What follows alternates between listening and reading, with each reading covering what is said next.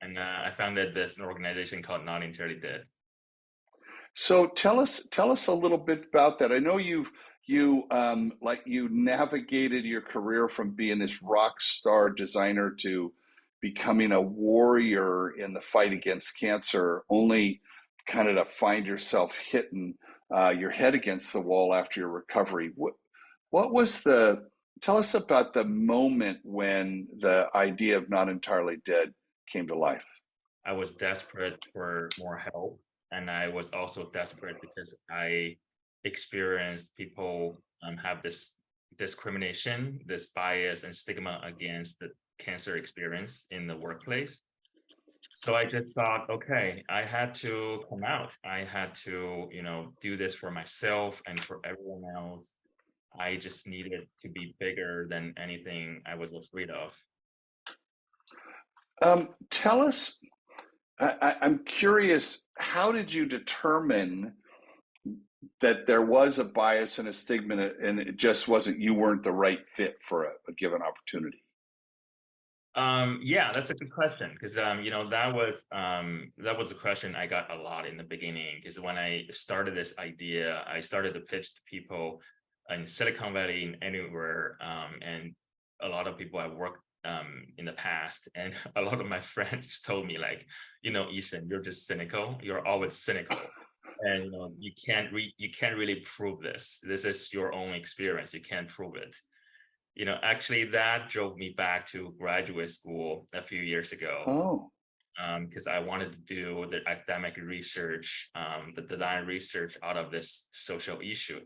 Because I thought I had this great hunch. I thought I just wanted to follow my intuition, follow my natural tendency.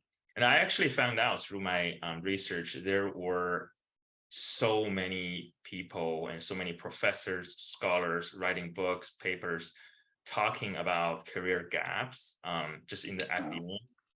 And this, the career gap thing is not just impact people who have severe disease, right? Not like just for cancer survivors. There are so many people in this thing. They're moms, they're veterans, they're um, prisoners, they're people who got laid off for a long time, couldn't find work. So yeah, it's actually relevant to a lot of people. And when I found out this through my academic research, I just thought, okay, this is it. I'm gonna have to do this. I'm gonna have to fight back for myself. I'm gonna have to fight back for everyone else. So, you mentioned a whole lot of things that I hadn't even considered. So, veterans, prisoners, moms, people who had been laid off. So there are a lot of people. I'm thinking even of just recently the illness of COVID, people who were, laid up and all that. Why why are why is there a bias against a career gap? I guess that's it. Let's just start there. I mean, because it feels like it kind of doesn't matter what the circumstance was. The fact that there is a gap is what's the problem. Yeah.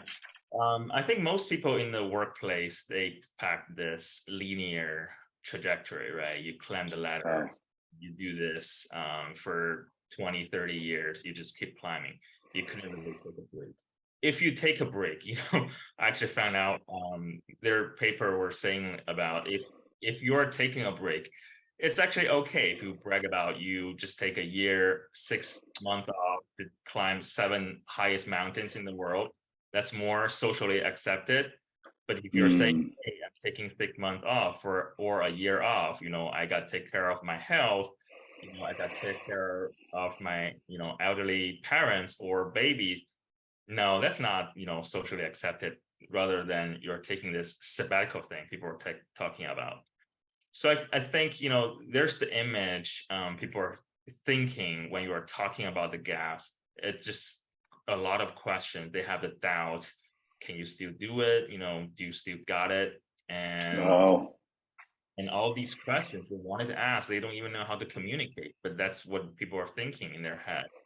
And for cancer survivors, particularly, there's this damaged goods image, in mm, a lot of people's mind. It's if you got this, okay, well, you're irrelevant, right? You're already, not related to a lot of topics in the workplace anymore. So that makes people think, okay, you are damaged goods. How, can you do this anymore? How can we actually, offer you an opportunity?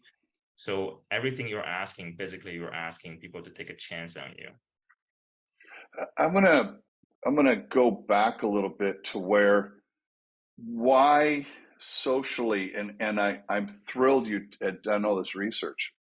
Why socially is it acceptable to have a gap year, right? We know people take a gap year or they take a sabbatical, yet it's not okay for some other social reason, which is more of a wellness reason, right? It seems like wellness reasons are across the board not good. What does the research say? Why do we not think that's okay?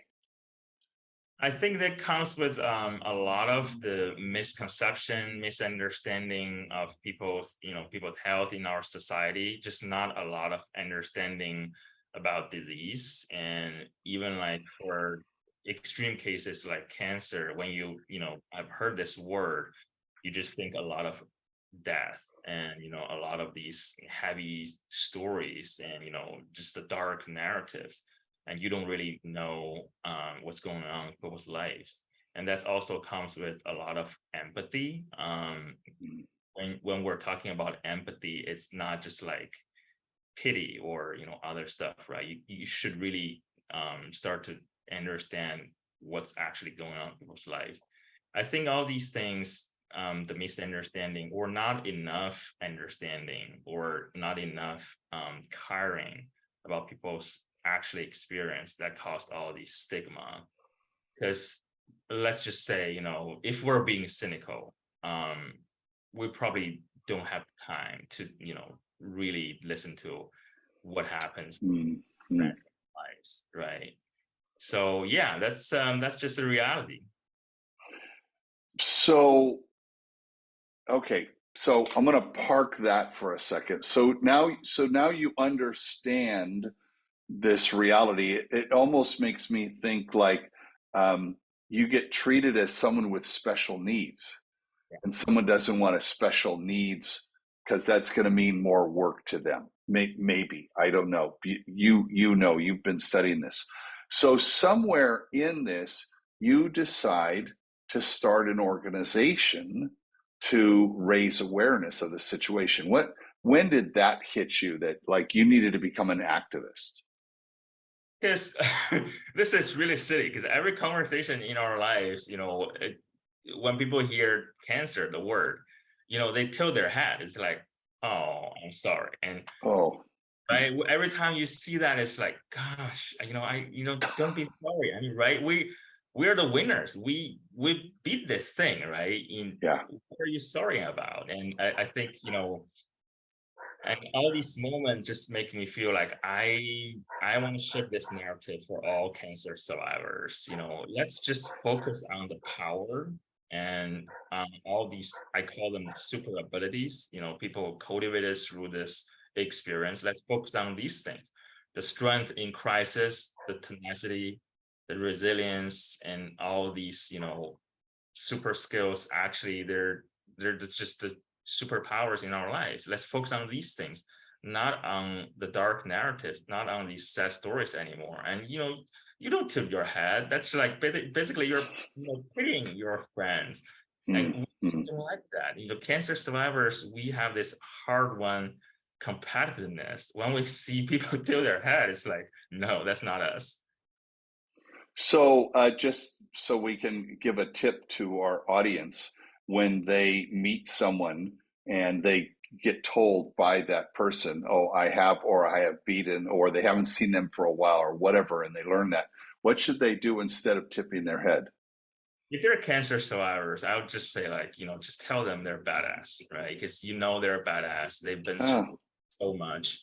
Just tell them, say that loud, you're badass. And tell them, like, because they know what they've been through and they want it to yeah, be acknowledged, right? They don't want people to pity them. And if you wanted to start to communicate, with your friend or the coworkers in the workplace, tell them you acknowledge how hard that is, and going through that, winning this is just completely a badass experience.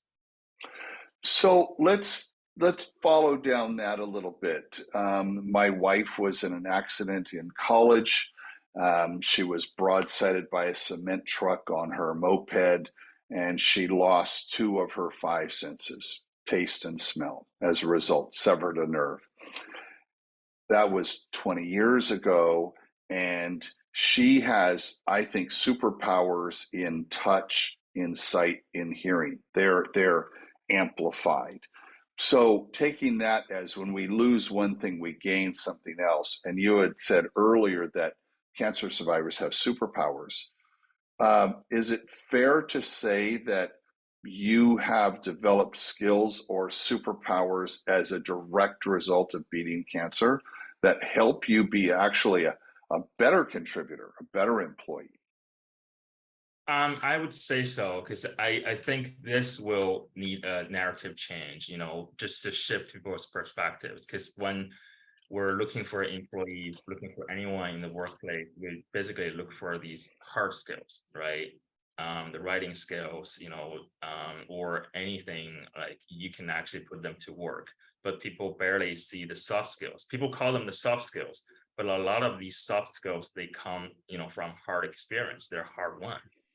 So I think people should look into all these skills, just, a lot of life skills, life experience.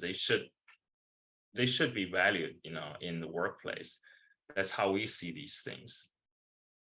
I think skills are in the process of a major transformation when robots can do a lot of those hard skills. I think the robots are not very good at the soft skills, so the humans still have a chance, don't you think?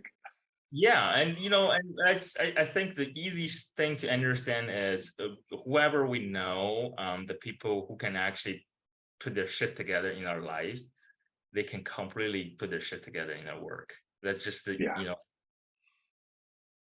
So you have a background in advertising and being a designer and being in the room where you're a part of a team that's solving big problems, big, like how do we launch a brand? How do we communicate an idea around the world? How do we specifically get to this one target market? What's the right kind of messaging? And I've been in those rooms.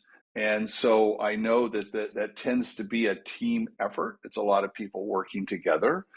How has that life experience actually given Not Entirely Dead a leg up in terms of being successful? Yeah, that's a good question. Because you mentioned, like, we've been to the room, basically we've been with the big team, right? That's the big room. Yeah. And I started this on my own, and I did everything on my own. So I think my experience just taught me to do all these jobs and wear all the hats. And I could understand all the roles in a team, being a designer, a writer, or art director, producer, marketer, all these things. But when you started something on your own, you're just this person, a one-man team, and you're running a 12 jobs. And if I hadn't had experience running a team, I wouldn't really understand like how I put all these things together, how I piece together all these work, and can actually get one brand running and take off the ground. So I think that experience definitely helped me.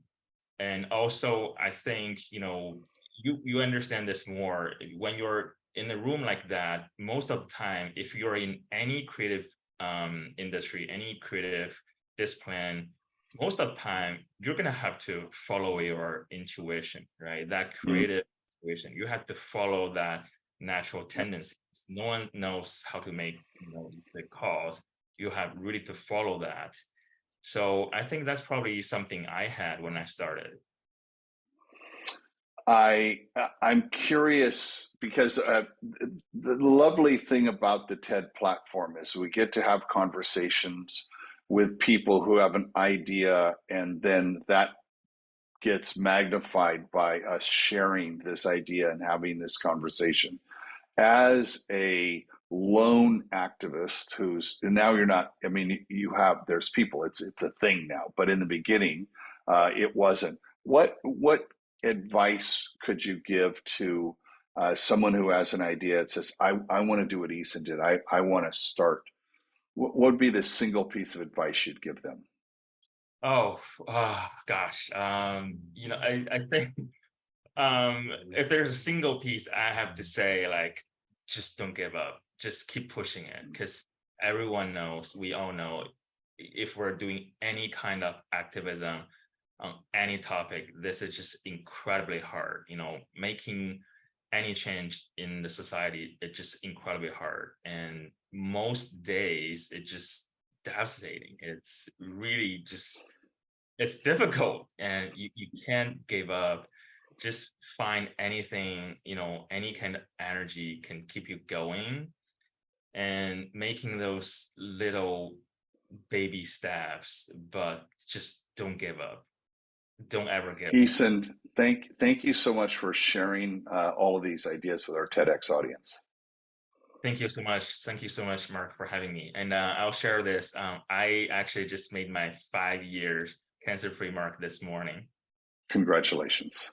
Thank you, Mark.